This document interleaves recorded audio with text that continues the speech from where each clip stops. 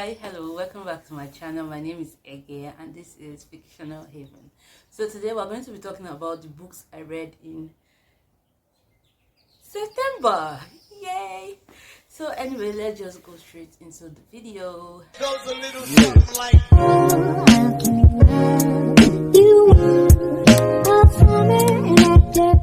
First book on my list is A Darker Shade of Magic by V.E. Schwab.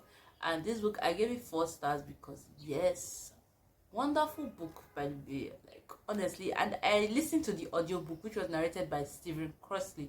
And let me just tell you that Stephen Crossley did a really wonderful job.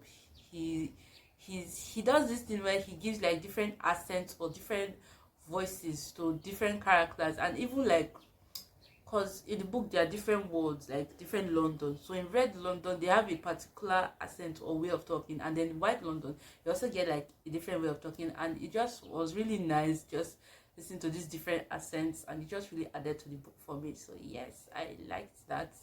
Good job, Stephen Crossley. One up for you. Anyway, so this book follows Kel, who is an Antari, and an Antara is basically like a time traveler. No, not a time traveler, a world traveler, a teleporter, something along that line. And then it's this world where there are different Londons, like parallel universes with different Londons, and then he's able to move between these different worlds. And then during one of his travels, he meets this girl, and he accidentally smuggles this forbidden item from one of the Londons. And smuggling or transporting items from the different Londons is like banned. Treason is a no, and he does that, and which kind of gets him in a lot of trouble. And during the process of him finding out that he's in trouble, he meets Lila. Okay. Wow. So he meets Lila, and then from there, the story goes. I don't want to give spoilers. I give too much spoilers, and I'm trying to change. So yeah, no spoilers from me. But that's where the story goes. So I read book 1, and I'm definitely going to finish this series before the end of this October, hopefully. But who knows? Anyway, wonderful story. I really enjoyed reading this. The audiobook, I listened to the audiobook. I think I already mentioned that, but yeah, the other book was an experience, and everything was just, I don't really have any issues with the book. I thought it was a really great story, and yeah, I think for now my favorite character is Rai. Yes, he's a hottie. I like hotties, I won't lie. Yes, that's my spec right there. Anyway, so yeah, give this book 5 stars. It was awesome. Check it out if you haven't. I know a lot of people have probably read this book. Yeah, so if you have, let me hear. I would like to hear your thoughts on if you've read this book. I would like to hear your thoughts on it. Let me know if we're on this fandom together, because yes, I'm already in the fandom. Anyway, the next book on my list is The Trouble with Hating You by Sadney. What do you guys think, by the way? Should I do my hair like this or like this? I think this is better. I'm sorry, I mess with my hair a lot. Anyway, the next book, I know I'm talking fast, I don't know why. I'll slow down. The next book on my list is The Trouble with Hating You by Sajni Patel.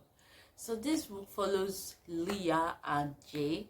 So Leah is this girl that has been through a lot in her life, like she's going through things, and then her parents try to set her up with Jay, but she doesn't want to get married, so she kind of runs away from the whole meeting.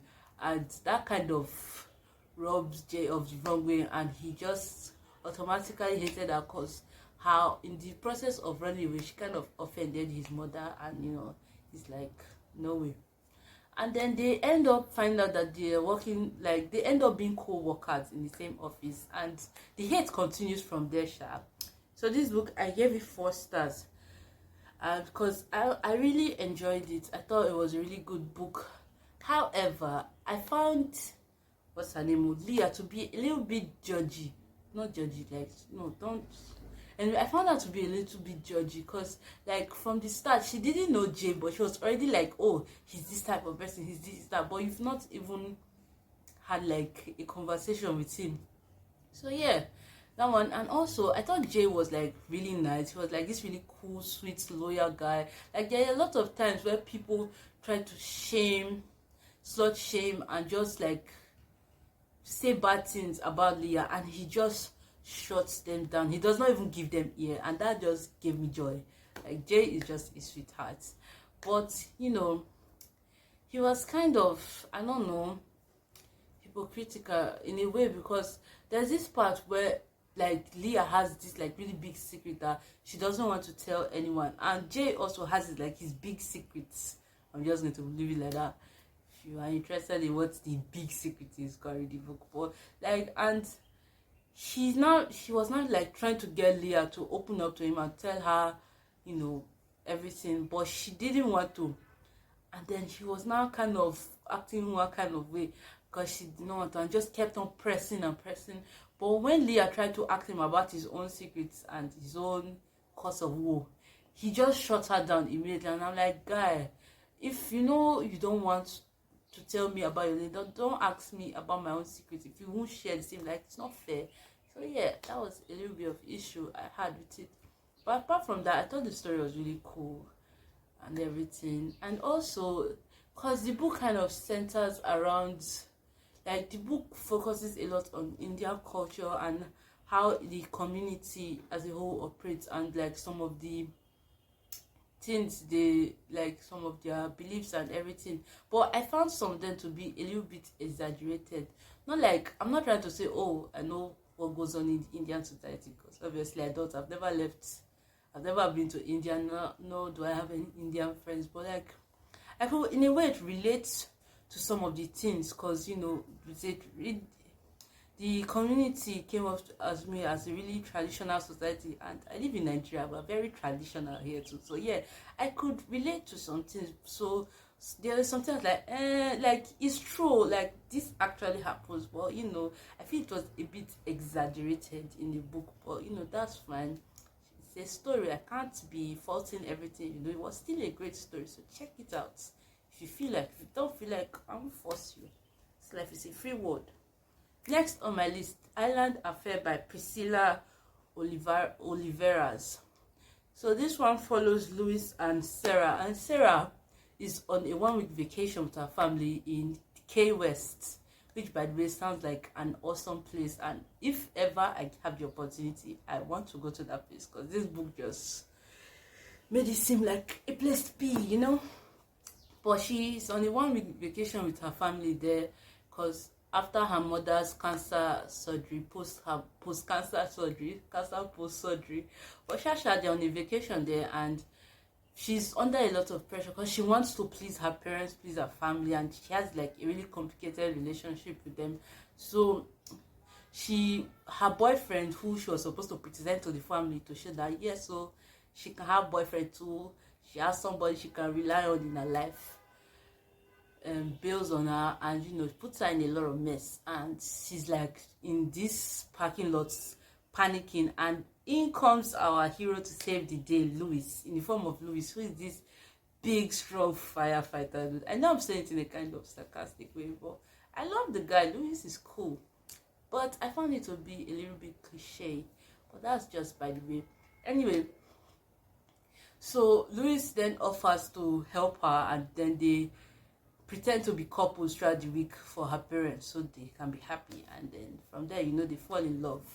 This story, I thought it was okay. I gave it 3 stars, but it wasn't really for me because of some issues I had with it. Number 1, it was very insta lovey-dovey, and I don't do insta love, or I don't mind insta love, but most of the time I don't mind it, but I minded for this one. So yes, it was an issue for me. It was just like, because it felt like Louis and Sarah did not have any chemistry. It was just sexual tension up and down, like, oh, any small thing, butterflies running in her stomach, sparks are flying up her nerves or her arms or somewhere, but there was no chemistry. I didn't see them bond. I was just told that, oh, they bonded. But yeah, it kind of makes sense because the book takes place in 1 week, so I know it will take time for these things to happen. So I know they did not really have time for them to be bonding this thing. So, but yeah, it felt kind of rushed. the whole this thing just felt kind of rushed, and all of a sudden they're already in bed together, and for T is already saying she's in love, and I'm like, from where? Well, just a lot. And I just thought that I needed to see more couple getting to know each other, doing cute things together. It was just all, oh my god, he's so hot. For they're kissing. It was, anyway, that was one issue. It was too insta-lovey for me. Number two, Sarah. Like, she's an interesting character though. Don't get me wrong. She was an interesting character. Like, she has some sides to her. Like, she has an eating disorder, which was kind of interesting to see because this was my first time seeing this in a book. So yeah, I was kind of interested to know like how it was. This writer was just going to write about it, and I'll get to see like the characters, really like this character struggle with her illness and how she manages and copes. But we didn't get any of that. It was just like, oh, she has this, and she's so worried that Louis is going to find out that she has it, and so she's all angsty and scared and anxious and always from, oh no, I can't tell Louis, I can't. But we don't see any of that thing apart from her parents, who are kind of worried about her illness. Yes, they showed them, but the character, like for me, the character didn't even, it felt like she was just like, yes, I have it, then she just brushes it off. And yeah, I kind of wanted to see more of her interaction, but didn't get that. And also, Sarah was a really confused person. Like, there's this part where she was like, oh, I want my parents to pay attention to me, and then her parents pay attention to her, and she's like, these people, they are paying too much attention to me, can they just pretend like I don't exist? And I'm like, sister, choose, what do you want? Pick a struggle. Anyway, one of my issues, that was like most of my grievances, but most of the time I think, yeah, anyway, I just, I still think it is a great story because there are some really great aspects to this story, to like Louis's family dynamics. Like, there's a whole lot of drama going on in his family, and I just kind of liked how, like, his interaction with his family, that was really fun to see. And then world building, talking about Key West as the setting for the book, that was kind of cool. Really, the whole Key West just sounded really amazing and cool to me. But yeah, that was mostly it. That's why I gave it 3 stars, because I still think it's a great book, and maybe it wasn't just for me, but it might be for you.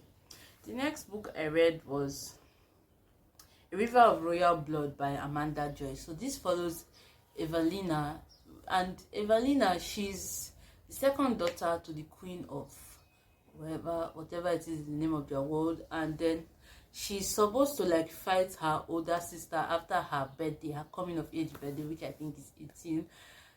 And then they'll both fight each other to determine who will one day rule the kingdom. And this book, I kind of enjoyed the beginning. Like, when I first picked it up, I was really into it. I was like, wow, this is interesting, this is amazing. Yes, but then I dropped it because I was kind of busy. So I dropped it, and then when I came back, started it again, I just could not connect to any of the characters. So that really affected my enjoyment of the book. Which is why I gave it 3 stars, because I still think, I'm thinking a lot these days. But anyway, I still think it was an amazing book, but it wasn't just, I couldn't just really connect to the story anymore, and that kind of just ruined the whole thing for me. But still, it was a good book. The writing style in this book was just really wonderful. Like, it was very descriptive, and the way everything, you could just easily picture what the writer was really saying in mind, and was just smooth and easy and wonderful, and like, wow, attention grabbing. That's all I can say. But like, yes, the writing style was really beautiful, and then the plot was quite unique. Like, the whole premise to the story was quite unique, because 2 siblings raised to each other. Well, not really unique, but we don't see a lot of this type of plot. So yeah, that was interesting to see also. And those are some good things about this book. It's just that I couldn't really connect with it, so I don't really have a lot to say about it. It was just there for me. But I still kind of want to read.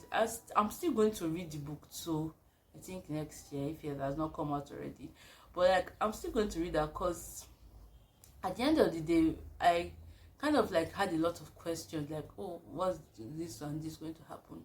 So I'm still going to read the next book, because I really want to find out, and maybe by the time I'm done, I'll do like a series review, because I feel like what I'm saying right now is not very understandable. But I'll still read the book too. How And then some issues, because I've realized I have. So I'm still going to read the book too, because I still want to see, because I have a lot of hope for this book series, duology, because I think it's going to do great things, even if right now it's not the best YA fantasy I've ever read, but it's still great, it's still okay. So yeah. And then the plot twist at the end, I kind of saw it coming. Like, I was like, when it happened, I was like, of course this is what is going to happen.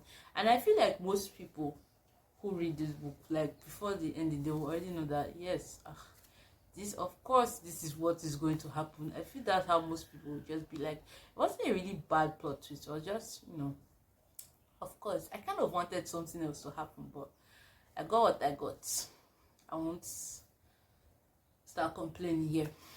So anyway, I want to just say some other things about the books, and they are going to be very I know I've been saying some spoilers since, but this one is going to be like serious concrete spoilers on A River of Royal Blood. So spoiler session right now.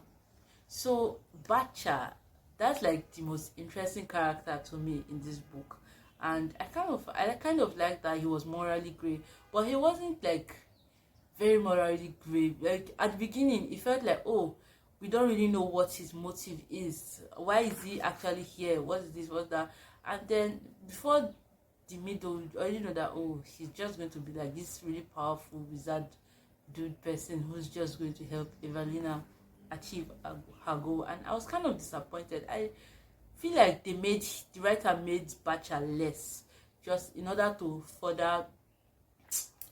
I don't know how to put this into words, but I kind of wish Bacha was more morally grey, and we did not really get to know his true motive, because it would have made him a more interesting character than just all of a sudden he's like, from being this like really interesting to just being this character. That's just how I felt. Like I was just like I still think he's interesting, and who knows, maybe we'll get more of that interesting Bacha in book 2, but wait and see. And also, I kind of wanted Bacha and Bacha to be Evelina's love interest, because I just felt like they had more chemistry than she and Akito had. Because I don't know, maybe it's because at the beginning there was this part where they gave where Bacha and Evelina, they had this whole bonding thing, which was very kind of like mates bonds that you see in a lot of books, and like this bond between mates. And I just kind of, from that, I was like, oh, is this the love interest? And then Akito comes, and that ended. And I'm actually cool with Bacha being alone. Like, he doesn't have to be with Evelina. I'm cool with that, as long as, but I feel like there was now, the writer at some point was not trying to hint at Bacha and Evelina's friend, I've forgotten his name, but her best friends, as being attracted to each other, which I kind of did not appreciate, because really, I don't need, if Bacha can't be with Evelina, then he should be alone. He does not have to be with somebody to be happy. We don't need that. Like, leave Bacha alone. He should not have any love interest. I feel he's more interesting as this than trying to tie him down to another character. Like, no, don't do that. And then for Akito really was kind of a bland character to me, because really he had no personality apart from knowing how to fight and being very beautiful, in Evelina's words. There was nothing else to him, and a lot of side characters actually were very one-dimensional. They were very shallow. Like, I didn't really get a lot from them, but since this is a duology, there might be more development for these other characters, Akito included, in the next book. So we're hoping. But back to what my earlier thoughts, I was kind of hoping that Akito would be the bad guy at the end. Like, I was really hoping, like praying, like, oh my god, let it be Akito. Like, I was praying for it, Because I don't know, I felt like we'll make him more interesting, give him layers, make him complex. All that shit, make him a bad boy so I can start crushing on him. But yeah, it didn't happen, Sha. Oh well. Can't wait for book 2 though, because I kind of still have a lot of questions and I really just want to see where the book goes. Hopefully, I feel like book 2 will be better, Sha. It's just like this feeling in my heart, like it will all be resolved in book 2. So let's wait and see. Who knows? So the next and final book on my list is My Life in the Bush of Ghosts by Amos Tutola. And this book, I think this was one of the first book I read this month, and I even started it last month. Like it was an experience. That's all I can say. Like this book was wild. A lot of things occurred. Like wow. Like there's just some events in this book that took place that just had me shook. Like I was like, what am I reading? What is this? I can't really go into details, but yeah, a lot of things happen. So anyway, My Life in the Bush of Ghosts follows this young boy who gets separated from his brother and mother during a war. And by war, I mean, it's not explained. It's just, we're just told that there was a war going on in his village, and then he and his brother had to escape, and then they get separated. And then he eats these strange fruits and enters into this magical evil forest. From there, he meets like this array of really strange, nightmarish looking ghosts who either want to eat him, kill him, sacrifice him, or enslave him. And it's just a lot. Like this boy went through a lot, and I gave this book 3 stars because it took me a while to get through, and I don't know, it took me a while to get through, but it was a really interesting read. Like a lot of bizarre, wild things just happened. I was like, my god. But it was still an interesting read. That's why I gave it 3 stars. And I don't know, it was a cool read. It was there. It was just that there are a lot of good points. Like the writing style of this book is not your normal conventional writing style. Like it uses, it's the way it's told. It's like you're being told a story. The way it was written is like you're being told a story by a person, like you're being told by mouth. It's kind of like the way African tales, African folklores are told to people. The way somebody will narrate this, like if you're an African person or a Nigerian person, I feel like you understand me better in this. But like all these tales by moonlight and all these tortoise and the hare story, the way those kind of things are told. So that it was kind of really cool though. It was cool to see. Yeah, I don't really have a lot to say about it because things occurred. Things had me shook. Anyway, so yeah, that happened. If you've read this story and you know how to, I don't know, summarize your experience with this book better, kind of let me comment below so we can share thoughts on My Life in the Bush of Ghosts, because that was just an experience.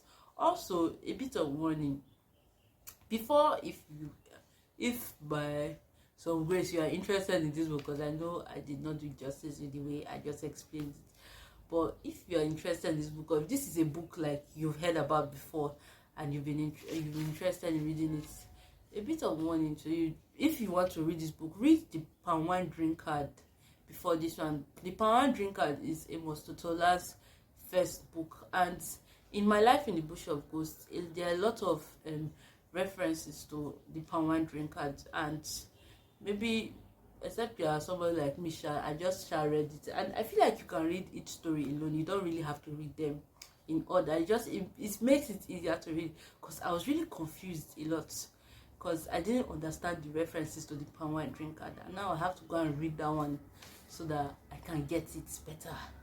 And I don't know, I feel like me and Amos Totola are going to be in a very complicated relationship, because I kind of feel like reading his other books and I kind of don't feel like reading, because like, oh my god, this thing is just one strange series of events occurring within the same space.